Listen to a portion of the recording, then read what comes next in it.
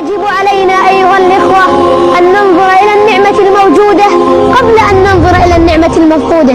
وحصير في بيتك أفضل من سرير في المستشفى، وضيق في الرزق أفضل من ضيق في التنفس. واعلم يا حبيبي أن المال هو أدنى درجات الرزق، وأن الصحة والعافية هي أعلى درجات الرزق.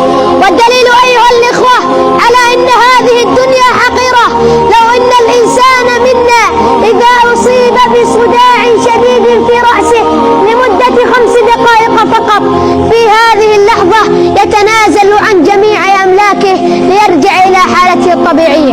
فيا أخي، اليوم أنت تنام بلا مهدئات وتستيقظ بلا وجع وتقضي حاجتك في الحمام دون أن يرى عورتك أحد، وأنت تمشي على قدميك بفضل الله سبحانه وتعالى، فأنت ملك من ملوك الدنيا.